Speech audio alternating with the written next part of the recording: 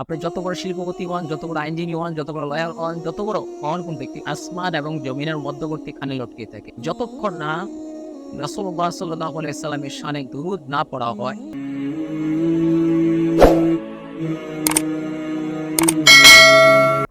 আসসালামু আলাইকুম ওয়া রাহমাতুল্লাহি তাআলা ওয়া বারাকাতুহু। কাছে দেশে বিদেশে যে যেখান থেকে দেখতে পাচ্ছেন, ইসলামিক গাইডলাইনের পক্ষ থেকে আমি মুফতি নূর মোহাম্মদ আরিফিন আপনাদেরকে জানাচ্ছি রক্তিম লাল গোলাপের শুভেচ্ছা।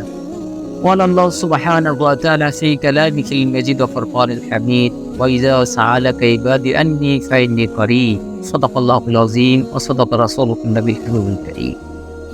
দেশবাসী, বিশেষ করে আমার মুসলমান ভাই এবং বোনরা, বর্তমান প্রেক্ষাপটে আমরা যে জিনিসটার মধ্যে বেশি বিচলিত হচ্ছে যে বিভিন্ন ক্ষেত্রে তো বলে দোয়া এইভাবে করতে হবে, দোয়া ওভাবে করলে কবুল হবে, ওযু ছাড়া করলেও কবুল হবে, দোয়ার মধ্যে কোনো শর্ত নাই, যে কোনো সময় দোয়া কবুল হবে। বিষয়টা এমন নয়। রাসূলুল্লাহ সাল্লাল্লাহু আলাইহি ওয়াসাল্লাম ইরশাদ করেছেন, হযরত ওমর রাদিয়াল্লাহু তাআলা থেকে বর্ণিত আছে, ইন্নাদ দুআ মাওকুফুন বাইনাস সামাই ওয়াল আরদ। তিনি বলেছেন, নিশ্চয়ই দোয়া মাওকুফুন বাইনাস সামাই ওয়াল আরদ, আসমান এবং জমিনের মধ্যবর্তী খানে লটকে থাকে। লা ইয়াসাতু মিনহু শাইউন, এটা আল্লাহর কাছে পৌঁছে না। হাত্তা তুসাল্লি আলা নবী, যতক্ষণ না রাসূলুল্লাহ সাল্লাল্লাহু আলাইহি ওয়াসাল্লামের শানে দুরূদ না পড়া হয়, ততক্ষণ পর্যন্ত বান্দা এবং বান্দির কোনো আমলই আল্লাহর কাছে পৌঁছানো হয় না। এটা মহাশূন্যে, আসমান এবং জমিনের মধ্যবর্তী মহাশূন্যে এটা ঝুলন্ত অবস্থায় থাকে। এবং দোয়া কবুলের পূর্ব শর্ত আরেকটা রাসূলুল্লাহ সাল্লাল্লাহু আলাইহি ওয়াসাল্লামকে প্রশ্ন করা হয়েছিল, ইয়া রাসূলুল্লাহ, দোয়া কখন কবুল হয়?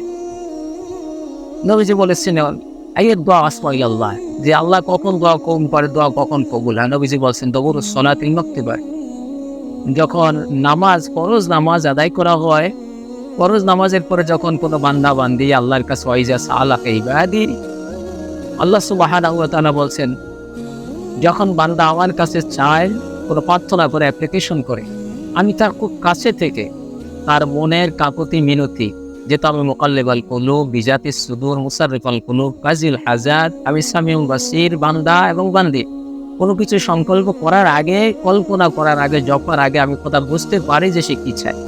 তো রাসূলুল্লাহ সাল্লাল্লাহু আলাইহি ওয়াসাল্লাম ইরশাদ করেছেন যে মানুষ যখন ইবাদত করে, যোহরের ফরজ, আসর ফরজ, মাগরিব, ইশা, এই সমস্ত নামাজের ফরজ নামাজের পরে সালাম ফিরে যখন বান্দা আল্লাহর কাছে হাত তোলে, বান্দা বান্দি, তখন ওই দোয়া আল্লাহ কবুল করে।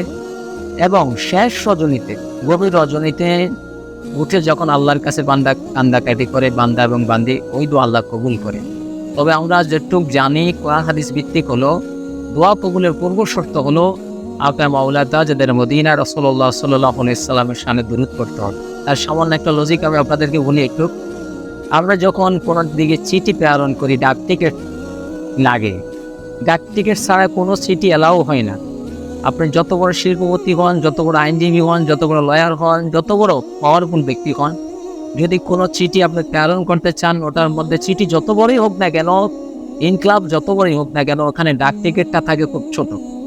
একটা ডাক টিকিট ছাড়া যেমনি করে যত পৃষ্ঠা চিঠি হোক না কেন এলাও হয় না, ঠিক আপনার ইবাদত যতই বেশি হোক না কেন, রাসূলুল্লাহ সাল্লাল্লাহু আলাইহি ওয়াসাল্লামের শানে দুরূদ, সামান্যতম দুরূদ যদি না থাকে, আপনার ইবাদত কবুল হয় না। যেমনি করে ডাক টিকিট ছাড়া চিঠি প্রেরণ করার এটা সেখানে গিয়ে পৌঁছে না। এই জন্য আমাদের প্রত্যেকের প্রয়োজন কোরআন সুন্নাহ ভিত্তিক দোয়াগুলো আল্লাহর কাছে অ্যাপ্লিকেশন করা, এবং অ্যাপ্লিকেশন কীভাবে করতে হবে সেই অনুপাতে আমাদের কোরআন সুন্নাহ ভিত্তিক জীবনযাপন করা, সেভাবে আমাদের ফলো করা। ইনশাআল্লাহ আশা করি আপনারা বুঝতে পারছেন। এইভাবে আমল করলে ইনশাআল্লাহ আমরা অবশ্যই আল্লাহ পাক এবং আল্লাহ রাসূলের সন্তুষ্টি অর্জন করতে পারবো। আজকের মতো এখানে বিদায়। আসসালামু আলাইকুম ওয়া রাহমাতুল্লাহি তাআলা ওয়া বারাকাতুহু।